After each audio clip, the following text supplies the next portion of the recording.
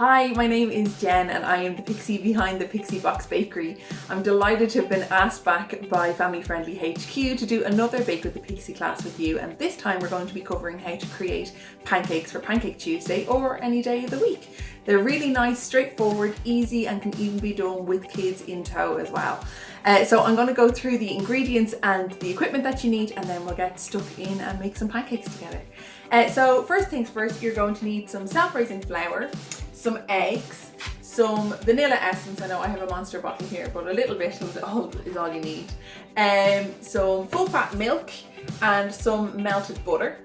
And then for the equipment that you're going to need, you will need an average sized cup, and we're going to use this to measure out the ingredients. You will need a couple of different things here: a very big whisk if you have one, a ladle, a fish slice, and a little paintbrush, and then one big bowl, one small bowl here for the eggs, and obviously a frying pan. And then you'll need whatever toppings you like for the top of your pancakes. So I've tilted you down so you can get a better chance at having a look at what I'm up to. So I've got my cup. This is just like an average sized cup. It's a great way of measuring out all of your ingredients. So really it doesn't matter what size cup you have, as long as you use the same one throughout, you'll be absolutely fine. So I'm going to fill this cup up with some self-raising flour. I'm leaving it in the bowl in case I make a big mess doing it.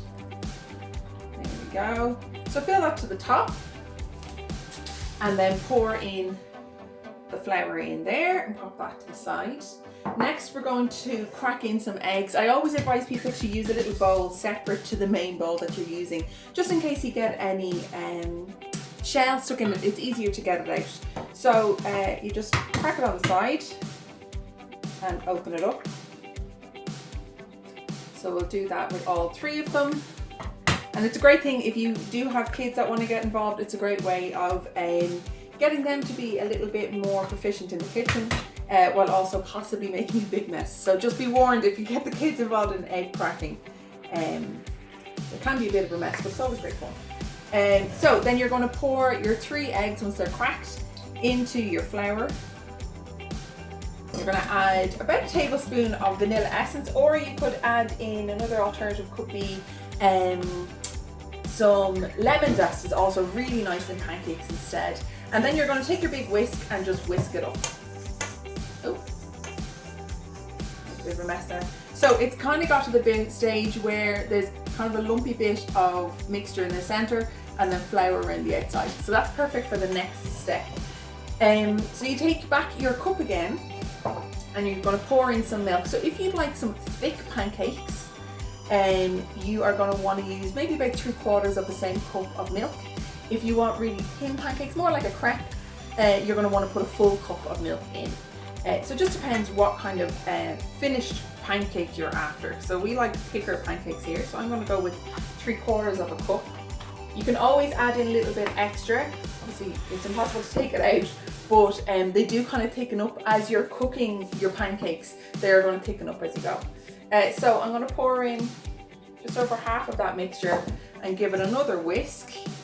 It is going to look a little bit lumpy for the time being, but it does loosen out and it doesn't take too long. There we go. So the bigger the bowl and the bigger the whisk you use, the easier this process is going to be. Now, so you can see it's not as lumpy, but there's still some lumps in there. So we're just going to pour in the last of your milk in there.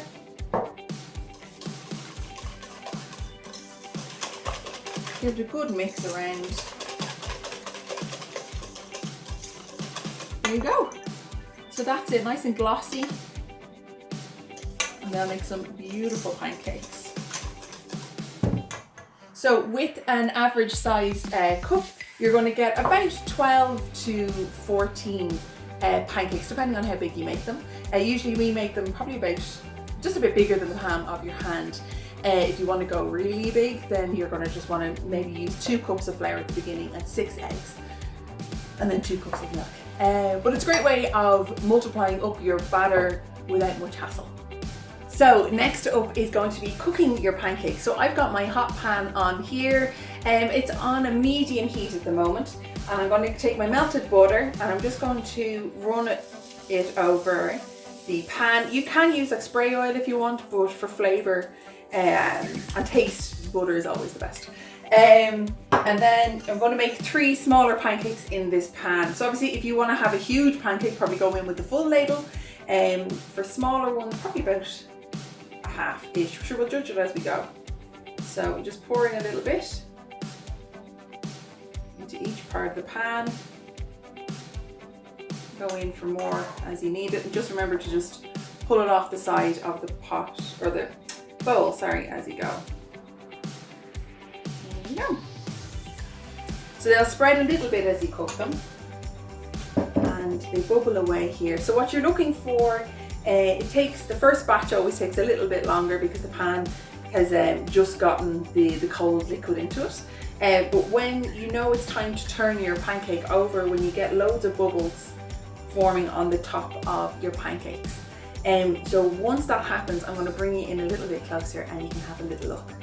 So as you can see, all the pancakes have kind of set around the outside, but they're still sort of liquidy on the inside, and all the bubbles here have formed and they're starting to pop.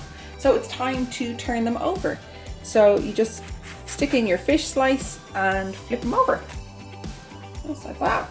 Try not to stick them on top of each other. Or if you've got one big pancake, this is the time to flex your pancake muscles and see if you can flip it over just using the pan itself. So you can see they're all golden brown on the other side and they're well and truly cooked and look lovely. So it'll take probably about 2 minutes on the other side to cook, and then they will be ready for serving. So these pancakes are just about ready to come out of the pan.